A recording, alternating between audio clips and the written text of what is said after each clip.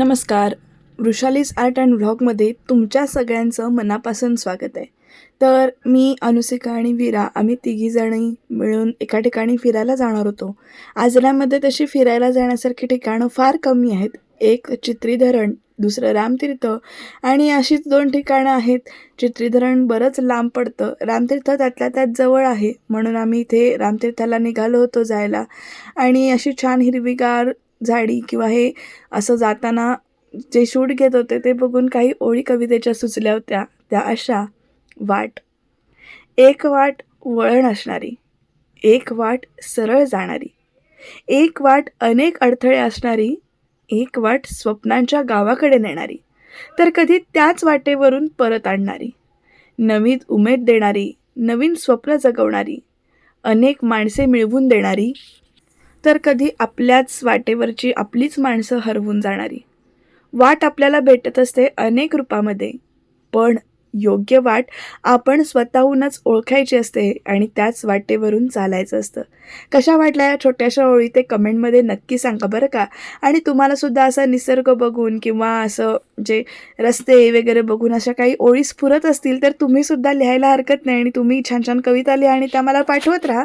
म्हणजे त्यांचा उपयोग मी असा कधीतरी माझ्या व्हिडिओमध्ये नक्की करत जाईन.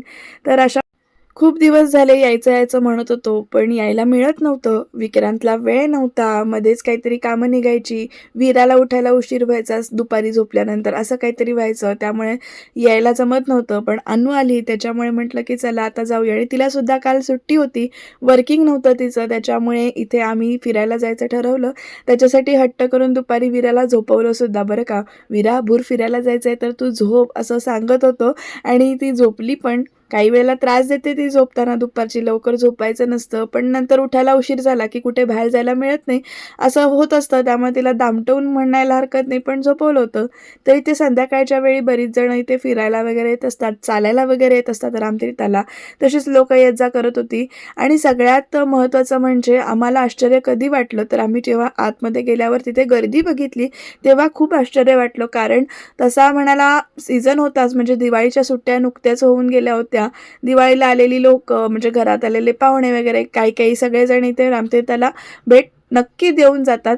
आम्ही सुद्धा 15 दिवसातून, 4 महिन्यातून, 2 महिन्यातून असं येत जा करत असतो रामतीर्थाला.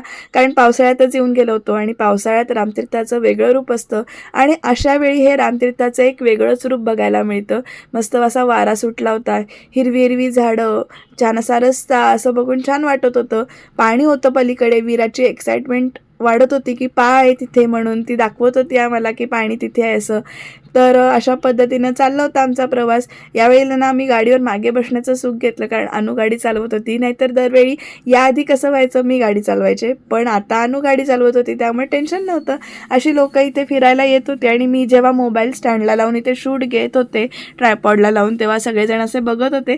जरा वेगळं वाटत होतं. अजून मी तेवढी कम्फर्टेबल नाही झालेले की सगळ्यांसमोर शूट घेण्यासाठी किंवा कॅमेरा घेऊन सगळ्यांसमोर इथे बोलण्यासाठी. पण अशा पद्धतीनं हळूहळू का होईना मी प्रयत्न करते.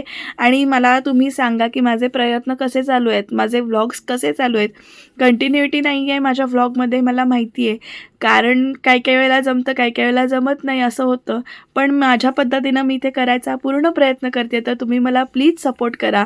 माझे व्हिडिओज कसे आहेत ते सांगा. तर अशा पद्धतीने इथे लोक पुलावर वगैरे इथे चालत होती, बघत होती, गर्दी होती. आणि वीरांना पुढे जायच्या ऐवजी मला पुलावरच घेऊन चल, पाणी असं सांगत होती. पण मी तिला सांगत होते की आधी देवळात जाऊया. अशा पद्धतीने आम्ही इथे देवळामध्ये आलो होतो. देवळामध्ये श्रीराम जयरामचा गजर चालू होता. नाम जे चालू होतं तर जयघोष, नादातून या नाद निर्मितो, श्रीराम जय राम जय जय राम, अशी जे कॅसेट चालू होती. रामनाम चालू होतं. मारुतीचं सुद्धा दर्शन घेतलं. इकडे छान अशी स्वामी विवेकानंदांची मूर्ती, पुतळा इथे आणून ठेवला आहे मूर्ती. आणि इथे ही शंकराची मूर्ती आहे. त्याच्यानंतर इथे मारुतीचं सुद्धा दर्शन घेतलं. आणि इथे मारुतीचं दर्शन घेताना इथे 2 अशी माकडं अशी मूर्ती आहे.